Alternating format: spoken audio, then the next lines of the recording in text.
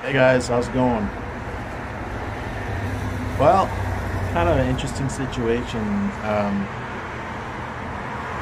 walking with my friend, and he wants to go to a pizza place, Boston Pizza, and I go, okay.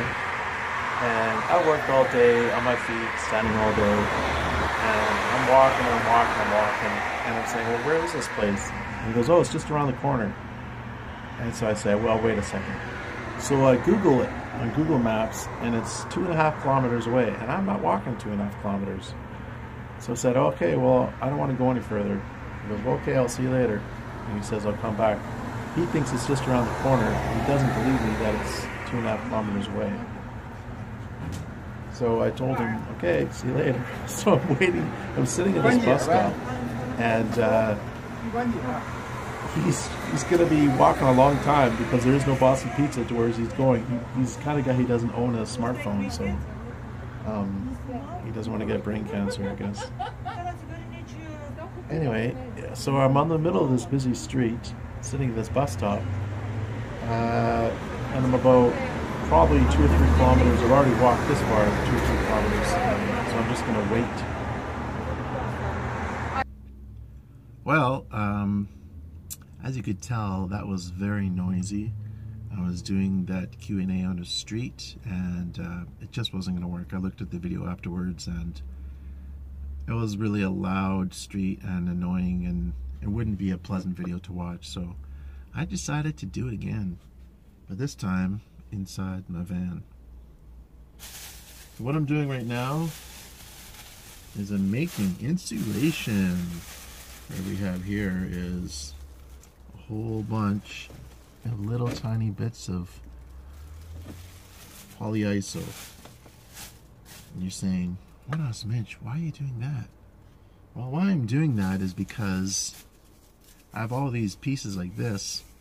I got like 3 or 4 of these Safeway bag style bags to go through, and I'm going to cut them up into little bits, and then I'm going to put them in my wheel wells so I can number one, make use of all these little bits of insulation. I mean, I could just use big sheets and cut it up like this stuff, but Miles will use the stuff that I already have, because number one, I don't like to throw this stuff in the garbage. It's really bad for the environment to throw this in the garbage. So if I can use it, awesome. The other thing is, of course, it'll save me money. So I'm going to cut this and try to address some questions for Q&A.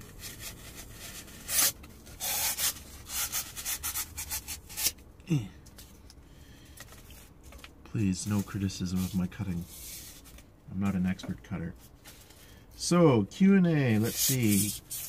One question I had was,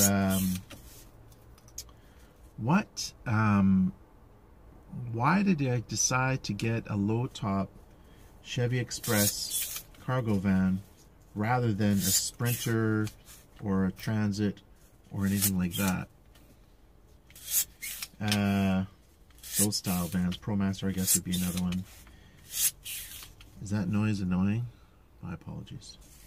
Well, the main reason is because of cost. Now, I did spend like, you know, $12,000 or $13,000 on this van, so it's not like I could have bought an old Sprinter for that. Problem is the value wouldn't have been the same because this van only has like 100,000 kilometers, and to buy an old Sprinter for 12 grand, it would have had way more kilometers. And people are saying, oh yeah, they can go forever because they're diesel, blah blah blah. Well, you know, the thing is, here's the thing. I like to try to save money where I can, and when you have diesel, it's way cheaper than gas, but the problem is maintenance is way higher. And if you want to do things like hire a guy off Craigslist to work on your van, chances are he's going to know how to fix a Chevy van. Like, chances are strong.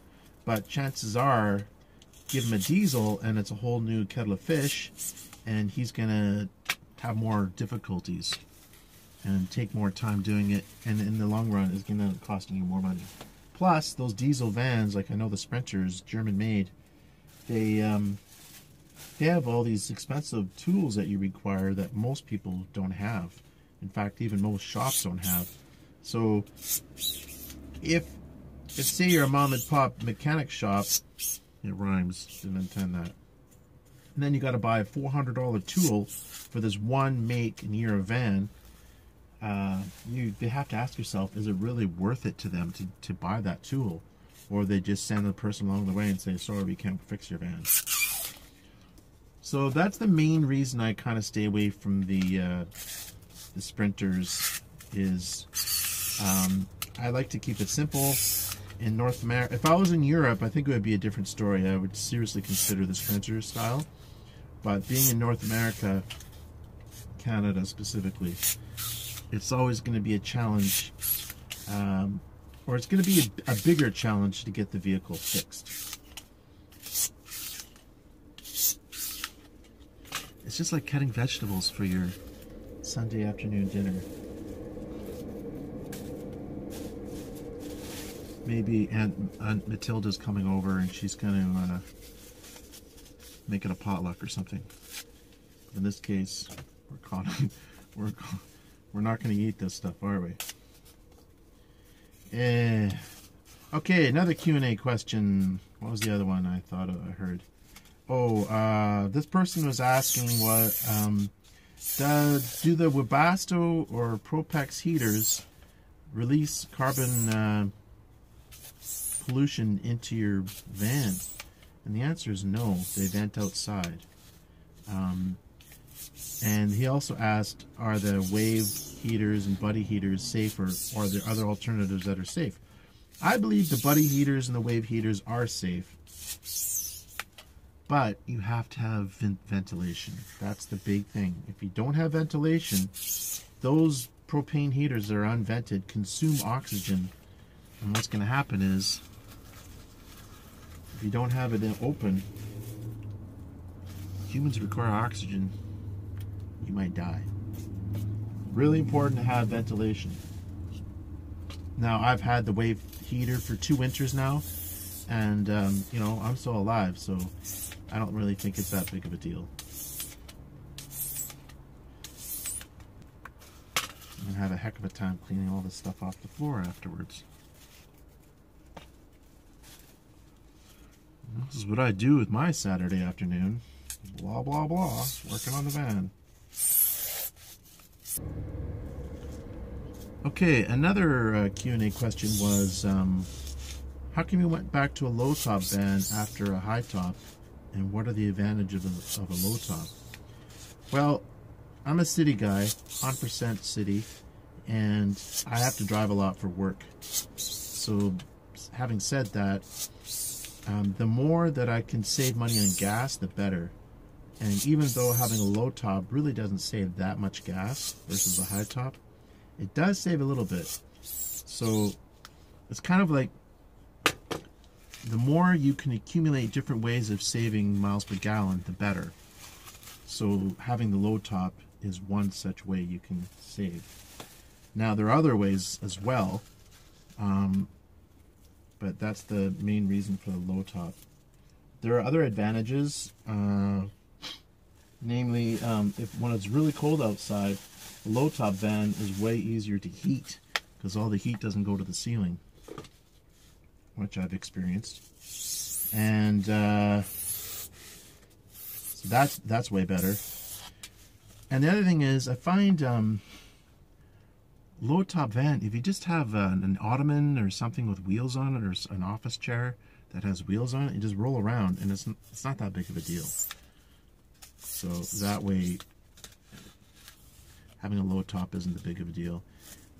Another advantage of kind of the low top is you have way more vans to choose from. If you go to look for a high top van, you're gonna run into way less selection, whereas a low top van, you're gonna, there's way more to choose from.